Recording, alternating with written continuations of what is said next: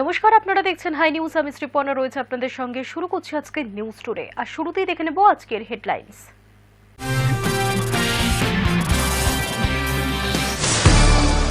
26 নির্বাচনকে পাখি চোখ করে আবার জিতবে বাংলা কর্মসূচি শুরু অভিষেকের। বারুইপুরে রণসংকল্প সভা থেকে কর্মীদের বেঁধে দিলেন টার্গেট। শাহির পর এবার বঙ্গ সফরে নাড্ডা। আগামী 8ই জানুয়ারি কলকাতায় স্বাস্থ্য বিষয়ক একটি কর্মসূচিতে যোগ দিতে রাজ্যে আসছেন জেপি নাড্ডা। এবার আর জাহাজে নয়, একেবারে বিমানে চেপেই সরাসরি আন্দামান বেড়াতে যেতে পারবেন রাজ্যের সরকারি কর্মীরা। তাদের প্রাপ্য লিভ ট্রাভেল কনসেশন হিসেবে এই বিমান ভাড়া মেটাবে রাজ্য সরকার। গত ডিসেম্বরে কলকাতা যুব ভারতী স্টেডিয়ামে মেসি সফর ঘিরে বিশৃঙ্খলা। সেই ঘটনার কয়েক সপ্তাহ পর অবশেষে দর্শকদের টিকিটের টাকা ফেরত দেওয়ার কাজ হলো শুরু। বছরের প্রথম দিনেই অত্যন্ত খারাপ দিল্লির একিউআই। জানুয়ারির 1 তারিখে দিল্লির গড় একিউআই রেকর্ড ছিল 371। দূষণ নিয়ন্ত্রণ পর্ষদের হিসেব অনুযায়ী শুক্রবার তা বেড়ে হয়েছে 386।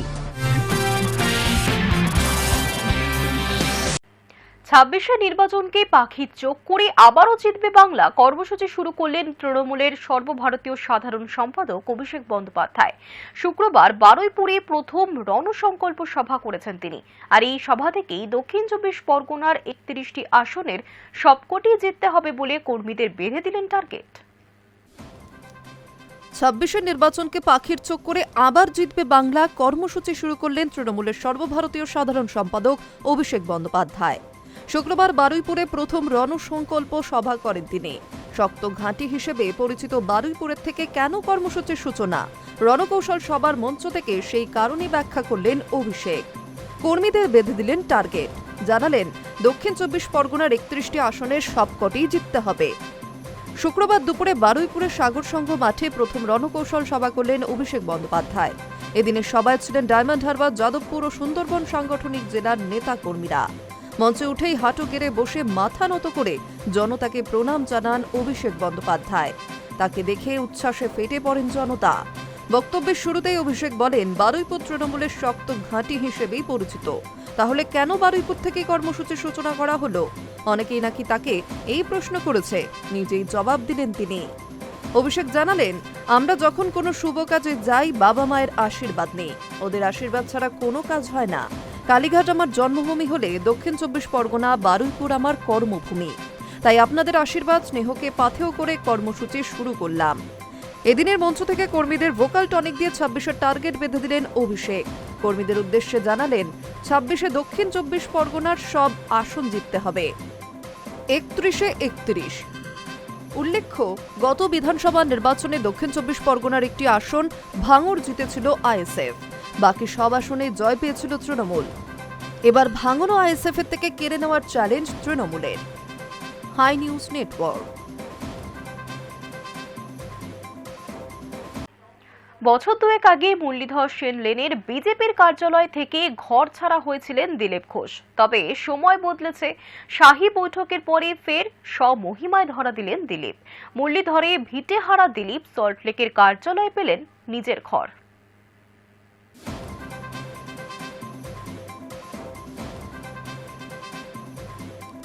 বছর দুয়েক আগে মুরলীধর সেন লেনের বিজেপির কার্যালয় থেকে ঘর ছাড়া হয়েছিলেন দিলীপ ঘোষ। খুলে নেওয়া হয়েছিল এসি টিভি। সময় বদলেছে। শাহী বৈঠকের পরই ফের স্বমহিমায় ধরা দিলেন দিলীপ। মুরলীধরে ভিটে হারা দিলীপ সল্টলেকের কার্যালয়ে পেলেন নিজের ঘর। হাতে আর কয়েক মাস। 26-এর আগে দিলীপ কারিশমা উপেক্ষা করলে যে আদতে দলের ক্ষতি, 26-এর ভরাডুবি দেখেই তা বুঝে গিয়েছে বিজেপির শীর্ষ নেতৃত্ব। সেই কারণেই আসরে নেমে দিলীপের মানভঞ্জন করেছেন খোদ স্বরাষ্ট্রমন্ত্রী অমিত শাহ। বুঝিয়ে দিয়েছেন নিজেদের দ্বন্দ্বের জেরে 26-এ কোনো ভরাডুবি বরদাস্ত করা হবে না। বাংলায় বিজেপির সরকার গঠন করতে একসঙ্গেই লড়তে হবে। এদিকে শাহী বার্তা পেয়ে ফের চাঙ্গা দিলীপ। সাফ জানিয়েছেন, দলের জন্য তিনি ছিলেন, আছেন এবং থাকবেন। সক্রিয় তো হলেন, কিন্তু কোন দায়িত্ব পাবেন? একটা সময়ের গোটা রাজ্য সামলানো দিলীপ। শোনা যাচ্ছিল রাজ্যে বিজেপির 5টি জোনের একটির দায়িত্ব দেওয়া হতে পারে দিলীপকে, কিন্তু সেখানেও তো সমস্যা। দীর্ঘদিন দিলীপ ঘোষ সংগঠন থেকে দূরে সরে থাকায় তার অনুরাগীরাও মাঠ ছেড়েছিলেন। তিনি ফিরতেই সেই কর্মীরা আবার ময়দানে নামবেন বলে নিশ্চিত দল।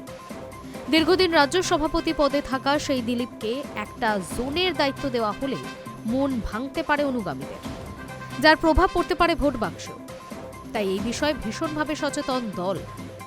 শোনা যাচ্ছে বিজেপির রাজ্য কমিটিতে বড়সড় দায়িত্ব পেতে পারেন দিলীপ, যদিও পুরোটাই এখনো ধোঁয়াশা।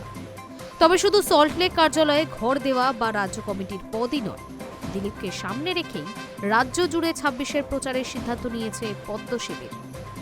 সূত্রের খবর, দীর্ঘদিন মোদি শাহের সভায় ডাক না পাওয়া দিলীপ এবার ফের পুরনো ফর্মে খেলবেন মঞ্চে।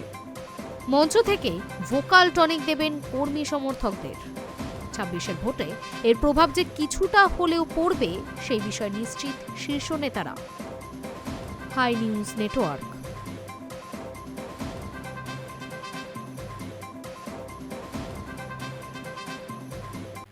এসআইআর প্রক্রিয়ায় আতঙ্ক, দুশ্চিন্তার কালো মেঘ জমেছিল যৌন কর্মীদের মনে, পাশাপাশি আদিবাসী মনেও বাড়ছিল দুশ্চিন্তা। এই সমস্যার হাত থেকে মুক্তি দিতে নতুন সিদ্ধান্ত জানালো নির্বাচন কমিশন। বাড়িতে গিয়ে করতে হবে শুনানি। আদিবাসী যৌনকর্মী এবং সন্ন্যাসীদের এই ছাড় দিয়েছে কমিশন। এসআইআর প্রক্রিয়ায় আতঙ্ক, দুশ্চিন্তার কালো মেঘ জমেছিল যৌন কর্মীদের মনে, পাশাপাশি আদিবাসীদের মনেও বাড়ছিল দুশ্চিন্তা। ভোটার তালিকা থেকে বাদ পড়বে না তো তাদের নাম? কিভাবে জমা দেওয়া হবে বৈধ কাগজ? এই সমস্যার হাত থেকে মুক্তি দিতে নতুন সিদ্ধান্ত নিল নির্বাচন কমিশন। বাড়িতে গিয়ে করতে হবে শুনানি। আদিবাসী যৌনকর্মী এবং সন্ন্যাসীদের ছাড় দিয়েছে কমিশন। বিভিন্ন এলাকা থেকে যৌনকর্মীরা আসেন। সামাজিক নানা কারণেই পরিবারের সঙ্গে তাদের যোগাযোগ ছিন্ন হয়ে যায়। এর ফলে নথি জোগাড় করা প্রায় অসম্ভব। এই রকম ধরনের সমস্যাও আদিবাসীদের ক্ষেত্রেও। তাদের অনেকের কাছেই নেই বৈধ নথি। বহু ক্ষেত্রে প্রত্যক্ষ অঞ্চলে বসবাসের কারণে তারা বৈধ ভোটার হলেও আগের ভোটার তালিকার সঙ্গে নিজেদের সম্পর্ক স্থাপনের মতো সঠিক নথি থাকে না তাদের কাছে। সেক্ষেত্রে শুনানিতে সমস্যা হওয়ার কথা তাদের। পাশাপাশি শুনানির গেরোয় পড়েছেন সন্ন্যাসীরাও। আশ্রমের বাসিন্দা হওয়ার কারণে তাদের অনেকের ক্ষেত্রেই দেখা গিয়েছে একই ব্যক্তির নাম রয়েছে একাধিক সন্ন্যাসীর বাবার নামের জায়গায়। এই সব সমস্যার সমাধানের কারণেই এবার নতুন নির্দেশিকা কমিশনের।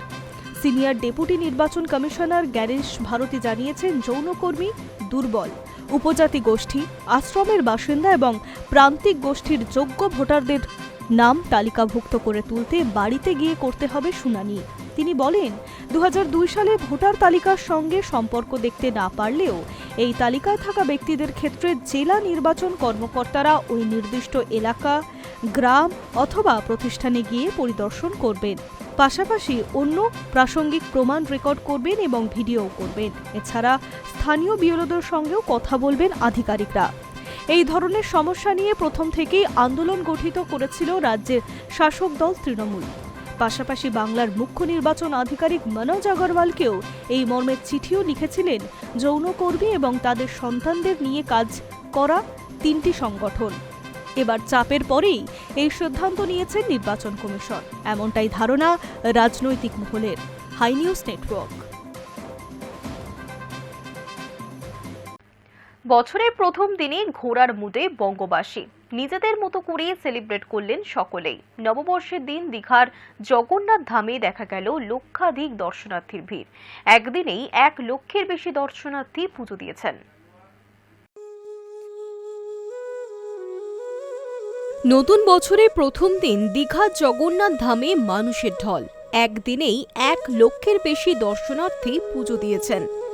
এতদিন দীঘা মানে ছিল সমুদ্র স্নান ও পর্যটন, কিন্তু মুখ্যমন্ত্রী মমতা বন্দ্যোপাধ্যায়ের উদ্যোগে গড়ে ওঠা জগন্নাথ ধাম সেই চেনা পরিচয়ের সঙ্গে আধ্যাত্মিকতার এক নতুন মাত্রা যোগ করেছে।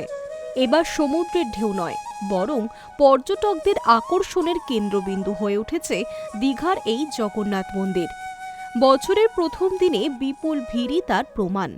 ২০২৬ সালকে স্বাগত জানাতে বুধবার রাত থেকেই ওল্ড দীঘা ও নিউ দীঘা রাজপথ মায়াবী আলোয় সেজে ওঠে। সুরের মূর্ছনায় মেতে ওঠেন হাজার হাজার পর্যটক।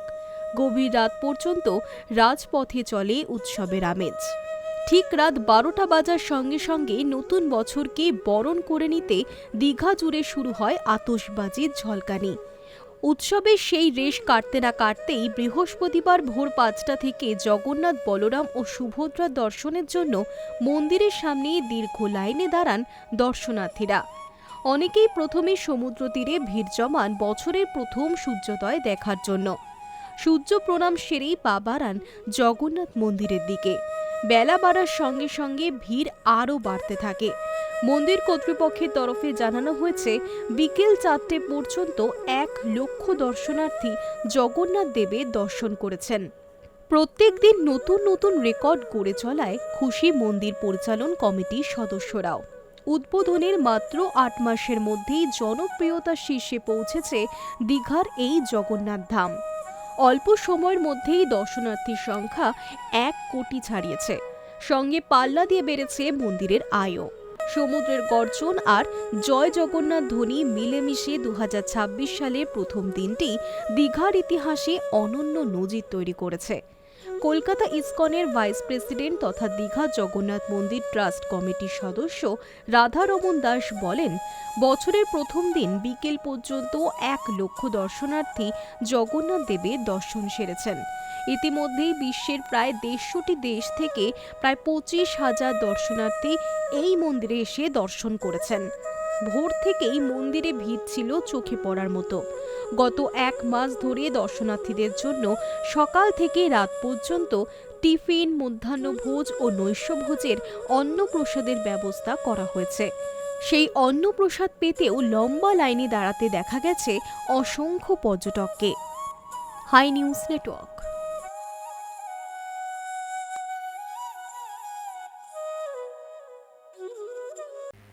জানুয়ারিতেই নয়া টিম নবীনের।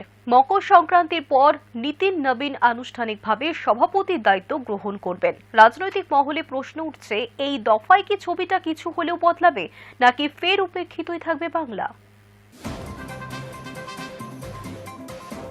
বিজেপি সূত্রের খবর, মকর সংক্রান্তির পর দলের নবনিযুক্ত সর্বভারতীয় কার্যনির্বাহী সভাপতি নীতিন নবীন আনুষ্ঠানিকভাবে সভাপতির দায়িত্ব গ্রহণ করবেন। সেই পর্ব মিটে গেলেই নিজের টিম সাজাতে পারেন তিনি। চলতি জানুয়ারির মধ্যেই সেই টিম গঠনের পূর্ণ সম্ভাবনা রয়েছে। আর সেখানে বাংলার কোনো নেতার জায়গা হয় কিনা সেদিকেই নজর রাজনৈতিক মহলের। রাজনৈতিক বিশ্লেষকদের মতে 2021-এর বিধানসভা নির্বাচন এবং 2024-এর লোকসভা ভোটে রাজ্যে বিজেপি ধাক্কা খাওয়ার পর বাংলায় বিজেপির সাংগঠনিক দুর্বলতা ও রাজ্য নেতৃত্বের অভ্যন্তরীণ দ্বন্দ্বেই বাংলার কেউ দলের কেন্দ্রীয় নেতৃত্বে জায়গা পাননি। তাদের বক্তব্য, ভোটের সময় বাংলার গুরুত্ব বাড়লেও বাকি সময় কেন্দ্রীয় বিজেপি নেতৃত্ব এই রাজ্যকে উপেক্ষাই করে। তার বড় প্রমাণ হিসেবে উঠে আসছে কেন্দ্রীয় মন্ত্রিসভার ছবি। 2019-এ বাংলা থেকে দল 18টি লোকসভা আসন জেতার পরও কেন্দ্রীয় মন্ত্রিসভায় বাংলার কাউকেই পূর্ণ মন্ত্রীর দায়িত্ব দেওয়া হয়নি। 2024-এ আসন সংখ্যা কমে 12তে নেমে যাওয়ার পরও ছবিটা একই থেকে গিয়েছে। পার্শ্ববর্তী অসম, বিহার ও উড়িষ্যা থেকে একাধিক পূর্ণমন্ত্রী থাকলেও বাংলার ঝুলিতে এসেছে শুধু রাষ্ট্রমন্ত্রীর পদ। বিজেপির কেন্দ্রীয় পদাধিকারীদের তালিকাতেও একই ছবি স্পষ্ট। তবে প্রশ্ন উঠছে, এই উপেক্ষার ছবি কি এবার কিছুটা হলেও বদলাবে? সামনেই বাংলার বিধানসভা নির্বাচন। সেই বাস্তবতাকে মাথায় রেখে বিজেপির কেন্দ্রীয় পদাধিকারীদের তালিকায় পরিবর্তন হতে পারে বলেই ইঙ্গিত মিলছে। বিজেপির এক কেন্দ্রীয় নেতার মতে, প্রথম সারিতে না হলেও দ্বিতীয় সারির কেন্দ্রীয় নেতৃত্বে বাংলার কাউকে জায়গা দেওয়ার সম্ভাবনা উড়িয়ে দেওয়া যাচ্ছে না। তবে সেই সম্ভাবনা বাস্তবায়িত হয় কিনা এখন সেটাই দেখার। এদিকে বাংলা থেকে কোনো দলীয় নেতাকে কেন্দ্রীয় পদাধিকারীদের দলে অন্তর্ভুক্তি ঘিরে জল্পনার মধ্যেই বছরের প্রথম দিন কল্পতরু উৎসবে যোগ দিয়েছিলেন নীতিশ নবীন। বৃহস্পতিবার পাহাড়গঞ্জের রামকৃষ্ণ মিশনে পুজো দেন তিনি। মন্দিরে গিয়ে রামকৃষ্ণ মিশনের সন্ন্যাসীদের সঙ্গে মত বিনিময়ও করেন। পুজো দেওয়ার পর বলেন, রামকৃষ্ণ পরমহংস ও স্বামী বিবেকানন্দের শিক্ষা বিহার ও বাংলা সহ সারা দেশের যুব সমাজের কাছে অসীম প্রেরণার উৎস। বাংলার ভোটের দিকে তাকিয়েই বিজেপির সর্বভারতীয় কার্যনির্বাহী সভাপতির এই কল্পতরু উৎসবে যোগদান কিনা সেই নিয়েই জল্পনা চলছে রাজনৈতিক মহলে। High news network.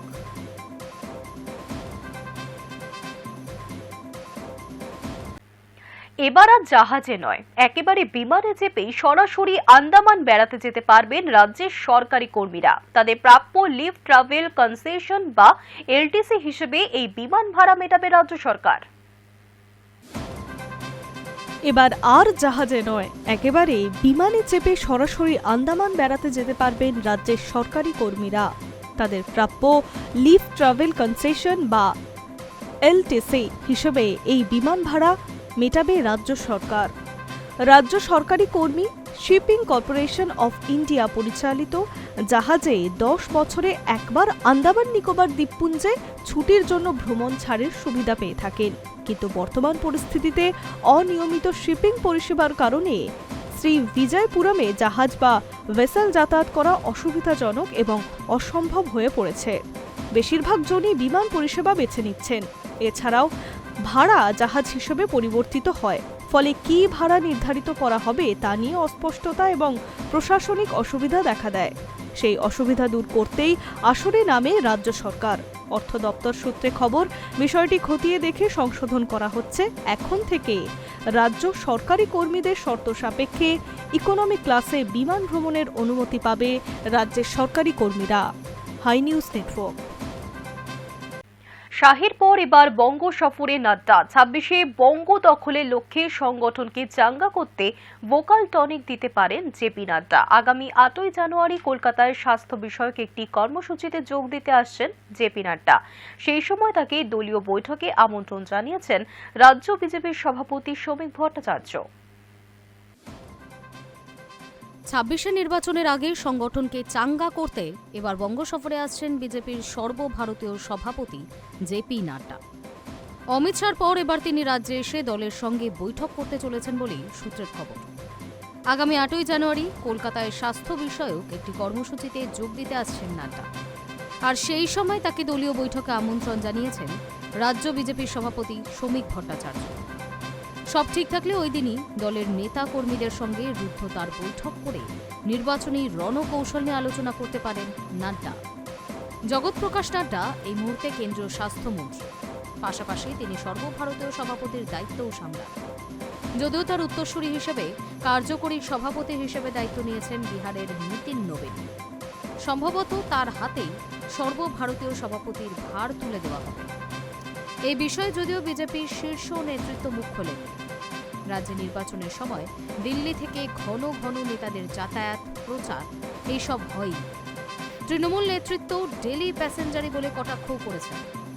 তবে 26-এর নির্বাচনকে পাখির চোখ করেছে বঙ্গ বিজেপি।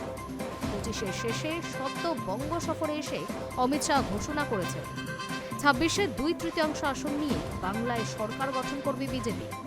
আর তাই তার সফরের পরপরই নতুন বছরই রাজ্যে আসছেন জেপি নাড্ডা। 8ই জানুয়ারি কলকাতায় চিকিৎসকদের এক কর্মসূচিতে যোগ দিতে আসছেন তিনি। সেই সময় তাকে দলের বৈঠকে আমন্ত্রণ জানানো হয়েছে। যদিও নাড্ডার তরফে এখনই ওই বৈঠক নিয়ে কিছু বলা হয়, তবে দলীয় সূত্রের খবর দলের কর্মী ও পদাধিকারীদের সঙ্গে বৈঠক করবেন দলের সর্বভারতীয় সভাপতি। 26-এ বঙ্গ দখল না হোক, 21-এর তুলনায় আসন সংখ্যা বৃদ্ধি করার টার্গেট নিয়ে দলের তৃণমূল স্তরের সংগঠনকে জোরদার করতে ভোকাল টনিক দিতে পারেন নাড্ডা।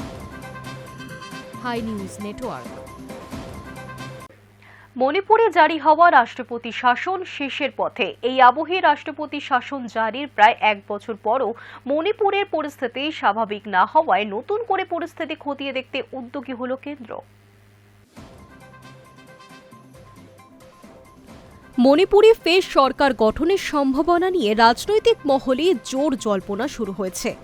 রাজ্যের বিজেপি বিধায়কদের সঙ্গে শীর্ষ নেতৃত্বের একাধিক বৈঠকের পর সেই আলোচনা আরও তীব্র হয়েছে। এই আবহেই রাষ্ট্রপতি শাসন জারির প্রায় 1 বছর পরও মণিপুরের পরিস্থিতি স্বাভাবিক না হওয়ায় নতুন করে পরিস্থিতি খতিয়ে দেখতে উদ্যোগী হল কেন্দ্র। চলতি বছরের ফেব্রুয়ারিতেই মণিপুরে রাষ্ট্রপতি শাসনের মেয়াদ শেষ হচ্ছে। তার আগেই রাজ্যের সার্বিক পরিস্থিতি পর্যালোচনা করতে শুক্রবার একটি উচ্চ পর্যায়ের বৈঠক রয়েছে অমিত শাহের। প্রসঙ্গত 2023 সালের মে মাসে কুকি ও মেইতেই সম্প্রদায়ের মধ্যে জাতিগত সংঘর্ষে ভয়াবহ হিংসার সাক্ষী হয় মণিপুর। ওই সংঘর্ষে প্রাণ হারান প্রায় 260 জন। পরিস্থিতি নিয়ন্ত্রণে আনতে একাধিক পদক্ষেপ করা হলেও শান্তি পুরোপুরি ফেরেনি। তারই প্রেক্ষিতে গত বছরের ফেব্রুয়ারিতে মুখ্যমন্ত্রীর পদ থেকে ইস্তফা দিতে বাধ্য হন এন বীরেন সিং। এরপর 13ই ফেব্রুয়ারি মণিপুরে রাষ্ট্রপতি শাসন জারি করা হয়। পরে সংসদের অনুমোদন নিয়ে গত বছরের অগাস্টে আরও 6 মাসের জন্য সেই মেয়াদ বাড়ানো হয়, যা আগামী 13ই ফেব্রুয়ারি শেষ হচ্ছে। সূত্রের খবর, রাষ্ট্রপতি শাসন চললেও রাজ্যের বিভিন্ন অংশে এখনও স্বাভাবিক পরিস্থিতি পুরোপুরি ফিরে আসেনি। সেই কারণেই প্রশাসনিক ব্যবস্থার পাশাপাশি রাজনৈতিক সমাধানের দিকেও ঝুঁকছে মণিপুরের বিজেপি নেতৃত্ব। এমনই এক গুরুত্বপূর্ণ সময়ে রাজ্যের বর্তমান পরিস্থিতি নিয়ে কেন্দ্রীয় স্তরে পর্যালোচনা বৈঠক রয়েছে। এই বৈঠকে মূলত রাজ্যের আইন শৃঙ্খলা পরিস্থিতি, নিরাপত্তা ব্যবস্থা এবং উন্নয়নমূলক উদ্যোগগুলি নিয়ে বিস্তারিত আলোচনা হবে।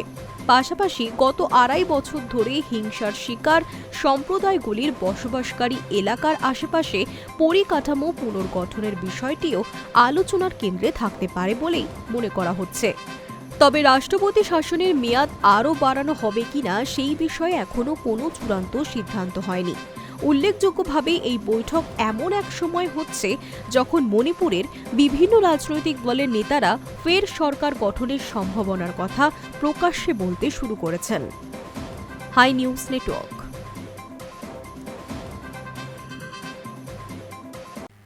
নজর রাখবো এবার ওয়েদার আপডেটে। ডিসেম্বরের শেষ দিকে জাঁকিয়ে বসেছিল ঠান্ডা, উপভোগ করছিলেন শীতপ্রেমীরা। তবে বছরের শুরুতে সেই উপভোগে কিছুটা যেন ভাটা পড়ল। হাওয়া অফিস সূত্রে খবর, আগামী দিনে দক্ষিণবঙ্গে তাপমাত্রা বাড়বে। বছরের শুরুতেই কলকাতায় বেশ কনকনে ঠান্ডা পড়েছিল। সর্বনিম্ন তাপমাত্রা রেকর্ড ছুঁয়েছে। মানুষ শীত উপভোগও করেছেন। তবে এই ঠান্ডা আর বেশি দিন থাকছে না। হাওয়া অফিস জানিয়েছে, আগামী দিনে দক্ষিণবঙ্গে তাপমাত্রা বাড়বে, তবে সঙ্গে কুয়াশাও থাকবে। আলিপুর আবহাওয়া অফিস জানিয়েছে, দক্ষিণবঙ্গে এই সপ্তাহে খুব বেশি শীত পড়ার সম্ভাবনা নেই। শুক্রবার ও শনিবার তাপমাত্রা কিছুটা বাড়বে। সর্বনিম্ন তাপমাত্রা 2 থেকে 4 ডিগ্রি পর্যন্ত বাড়তে পারে। এরপর টানা 3 দিন তাপমাত্রা প্রায় একই থাকবে। বড় কোনো পরিবর্তন হবে না। তবে আগামী সপ্তাহে মঙ্গলবার থেকে আবারও ঠান্ডা বাড়তে পারে বলে জানানো হয়েছে। এছাড়া দক্ষিণবঙ্গের অনেক জেলাতেই কুয়াশা দেখা যাবে। উত্তর 24 পরগনা, দক্ষিণ 24 পরগনা, বর্ধমান, পুরুলিয়া, পূর্ব ও পশ্চিম মেদিনীপুর, ঝাড়গ্রাম, হাওড়া, নদিয়া ও বীরভূমে কুয়াশা থাকবে। বুধবার কলকাতার সর্বনিম্ন তাপমাত্রা ছিল 11.6 ডিগ্রি সেলসিয়াস। এই মরশুমে এই তাপমাত্রা ছিল রেকর্ড। শীতের আমেজ ছিল জোরালো। তবে আজকের তাপমাত্রা খানিকটা বেড়েছে।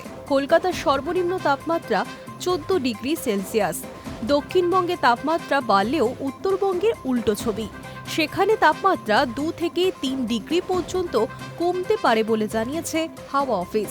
তবে এরপর আর বড় পরিবর্তনের সম্ভাবনা নেই। হাওয়া অফিস আরও জানিয়েছে, দার্জিলিংয়ে বৃষ্টি হতে পারে শুক্রবার। বরফ পড়ার সম্ভাবনা রয়েছে। শনিবারও দার্জিলিংয়ে হতে পারে বৃষ্টি। কালিম্পং ও জলপাইগুড়ি সহ উত্তরবঙ্গের আরও কিছু জেলায় হালকা বৃষ্টি হতে পারে। সোমবার থেকে আবহাওয়া শুকনো থাকবে। তবে দার্জিলিং, কোচবিহার ও উত্তর দিনাজপুরে ঘন কুয়াশার জন্য হলুদ সতর্কতা জারি হয়েছে। রবিবার ও সোমবারও এই জেলাগুলিতে কুয়াশা থাকবে। High news network.